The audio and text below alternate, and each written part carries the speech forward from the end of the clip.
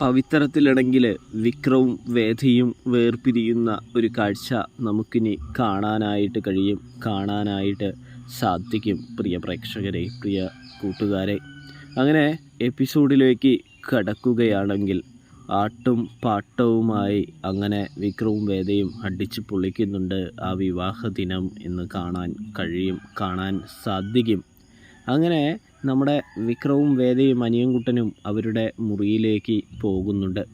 അവിടെ ചെല്ലുമ്പോൾ വിക്രം ആണെങ്കിൽ വേദയുടെ മടിയിൽ കിടന്നിട്ട് എന്ത് സുന്ദരമാണല്ലേ ഇന്നത്തെ ദിവസം, എന്തൊരു ഓർമ്മകളാണ് ഇന്നത്തെ ദിവസം തന്നത്, എന്തായാലും നീ നല്ല രീതിയിൽ എൻജോയ് ചെയ്തോ എന്ന് ചോദിക്കുന്നത് കാണാനായിട്ട് കഴിയും. അപ്പോഴാണെങ്കിൽ വേദ പറയുന്നുണ്ട്, ഞാൻ നല്ല രീതിയിൽ തന്നെ എൻജോയ് ചെയ്തു വിക്രം, നല്ല രസമുണ്ടായിരുന്നു എന്ന് പറയുന്നത് കാണാൻ കഴിയും, കാണാൻ സാധിക്കൂട്ടോ. ഇതേ സമയമാണെങ്കിൽ നമ്മുടെ വേദ പറയുന്നുണ്ട്, അതെ വിക്രം, നല്ല സന്തോഷമുള്ള ദിവസം തന്നെയായിരുന്നു, ഞാൻ ഒരുപാട് എൻജോയ് ചെയ്തു എന്ന് പറയുന്നത് കാണാൻ കഴിയും, കാണാൻ സാധിക്കും. ഇതേ സമയമാണെങ്കിൽ അവർ അങ്ങനെ സന്തോഷിച്ച് ഇങ്ങനെ നിൽക്കുകയാണ്, അവർ പരസ്പരം സ്നേഹം പങ്കിടുകയാണ് എന്ന് കാണാൻ കഴിയും. ഇതിനിടയിൽ വില്ലൻ്റെ എൻട്രിയാണെന്ന് പ്രത്യേകം എടുത്തു പറയേണ്ടതില്ലല്ലോ. വില്ലനായ ശ്രീകാന്താണെങ്കിൽ വരുന്നുണ്ട്. അതിനിടയിലേക്ക് ശ്രീകാന്ത് വരുന്നത് ജോബിയുമായിട്ടാണ് എന്ന് കാണാം. ജോബിയും ശ്രീകാന്തും അമ്മായി അച്ഛനും കൂടി അനിയൻകുട്ടനെ ആദ്യം തന്നെ പിടികൂടുന്നത് കാണാൻ കഴിയും, കാണാൻ സാധിക്കും. ഒടുവിൽ അനിയൻകുട്ടനെ ഉപയോഗിച്ചുകൊണ്ട് തന്നെ നമ്മുടെ ശ്രീകാന്തും കൂടാതെ തന്നെ ജോബിയും കൂടി വിക്രത്തെയും വേദയെയും പിടിക്കാനായിട്ട് ഒരുങ്ങുന്നുണ്ട് എന്നത് ഒരു വാസ്തവം തന്നെയാണ്. അങ്ങനെ പിടികൂടാൻ ശ്രമിക്കുന്നത് കാണാട്ടോ. അനിയൻകുട്ടനെ കെട്ടിയിട്ടിരിക്കുന്നു. ഇതേ സമയം മുറിയിലേക്ക് വരുന്ന വിക്രവും വേദയും കാണുന്നത് അനിയൻകുട്ടനെ കെട്ടിയിട്ടിരിക്കുന്നതാണ്. അതുകൊണ്ട് തന്നെ അനിയൻകുട്ടനെ രക്ഷിക്കാനായിട്ട് അവർ ശ്രമിക്കുന്നൊരു കാഴ്ച കാണാൻ കഴിയും, കാണാൻ സാധിക്കും. പ്രേക്ഷകരെ, പ്രിയ കൂട്ടുകാരെ, അങ്ങനെ രക്ഷിക്കാനായിട്ട് ശ്രമിക്കുന്ന ആ സമയം ആ ശ്രീകാന്തും അവൻ്റെ കൂട്ടാളികളും അകത്തേക്ക് കയറി വരുന്നു. ഇതേ സമയമാണെങ്കിൽ വിക്രമാണെങ്കിൽ അവരെ എല്ലാവരെയും ചവിട്ടി തെറിപ്പിച്ചുകൊണ്ട് തന്നെ അനിയൻകുട്ടനെയും വേദയെയും കൊണ്ട് പുറത്തേക്ക് ഓടുന്നൊരു കാഴ്ച കാണാൻ കഴിയും, കാണാൻ സാധിക്കും. ഓടിയിട്ടൊന്നും യാതൊരു തരത്തിലുള്ള കാര്യമുണ്ടോ ഇല്ലയോ എന്നൊന്നും അറിയില്ല, എന്തായാലും ഓടുന്നുണ്ട്. കാട്ടിലൂടെ അവർ രക്ഷപ്പെടുന്നുണ്ട്. അതേസമയം പിന്നെ അവർ രക്ഷപ്പെട്ടതറിഞ്ഞതും നമ്മുടെ ശ്രീകാന്താണെങ്കിൽ ഇപ്പോൾ വിട്ടേക്ക്, അവരെന്തായാലും ഇവിടെ തന്നെ വരുമല്ലോ, അപ്പോൾ നമുക്ക് നാളെ രാവിലെ പിടിക്കാമെന്ന് പറയുന്നത് കാണാൻ കഴിയും, കാണാൻ സാധിക്കും. അതുപോലെ തന്നെ അവർ കാത്തിരിക്കുന്നൊരു കാഴ്ചയാണ് നമുക്ക് കാണാനായിട്ട് കഴിയുക, കാണാനായിട്ട് സാധിക്കുക. നമ്മുടെ വിക്രത്തെയും വേദയെയും അനിയൻകുട്ടനെയും പിടിക്കണമെന്നൊരു ലക്ഷ്യബോധം അവർക്കുണ്ട്. അവരെ നശിപ്പിച്ചില്ലെങ്കിൽ തങ്ങൾക്ക് അതൊരു വലിയ ഭീഷണിയാവുന്നും തൻ്റെ സ്വത്ത് നഷ്ടപ്പെടുമെന്നും ഒക്കെ നമ്മുടെ ശ്രീകാന്തും അമ്മായിയച്ഛനും ചർച്ച ചെയ്യുന്നത് കാണാം. അങ്ങനെ പിറ്റേ ദിവസമാണെങ്കിൽ അവർ തിരികെ അവിടെ തന്നെ വരുന്നുണ്ട് എന്ന് കാണാം.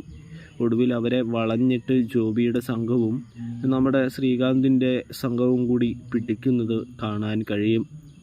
ഇതിനിടയിൽ അമ്മായിയച്ഛനാണെങ്കിൽ നമ്മുടെ വിക്രത്തിൻ്റെ തലയിൽ തോക്ക് ചൂണ്ടുന്നത് കാണാൻ സാധിക്കും. വിക്രത്തെ കൊണ്ട് നേരെ മലമുകളിലേക്കാണ് പോകുന്നത്, നല്ല വലിയ മലയുടെ മുകളിലേക്കാണ് പോകുന്നതെന്ന് കാണാൻ കഴിയും. കുറേ അവിടെ ഇട്ട് അടിച്ചിട്ട് അതിലേക്ക് തട്ടിയിട്ട് കൊന്നുകളയാമെന്നുള്ള ഒരു കാര്യവും കൊണ്ടാണ് അവർ പോകുന്നത്.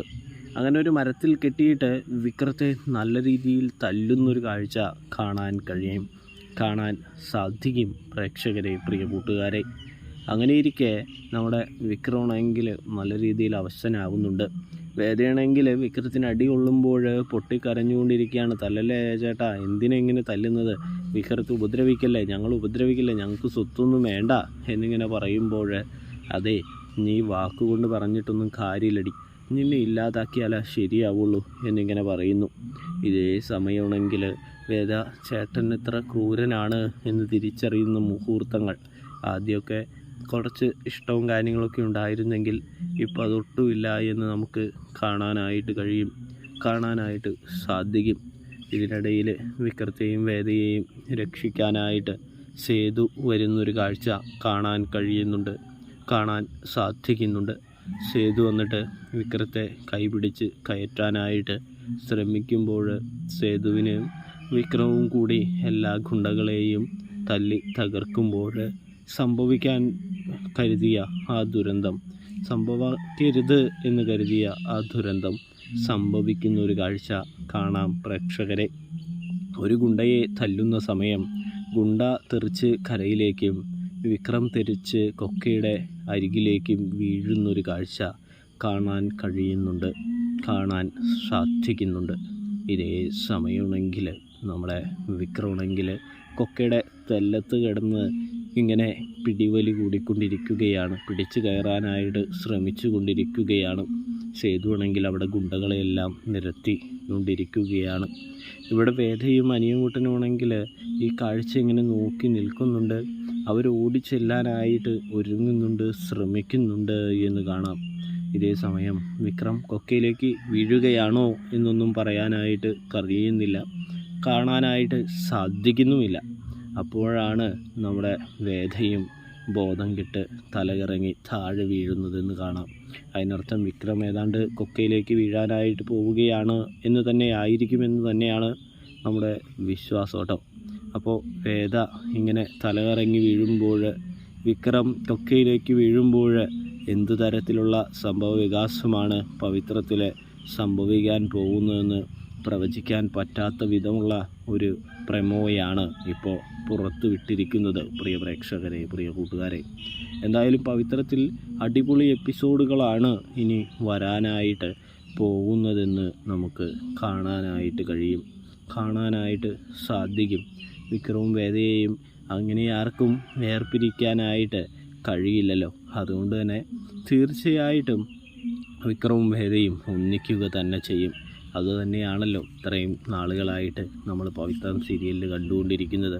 ഇത് കുറച്ച് നാൾ വേറൊരു രീതിയിൽ കൊണ്ടുപോകാനുള്ള ഏതെങ്കിലും ലിസ്റ്റായിരിക്കും, വഴിയായിരിക്കും എന്ന് നമുക്ക് അനുമാനിക്കാം. ഓർമ്മ നഷ്ടപ്പെട്ട വിക്രമായിരിക്കാം.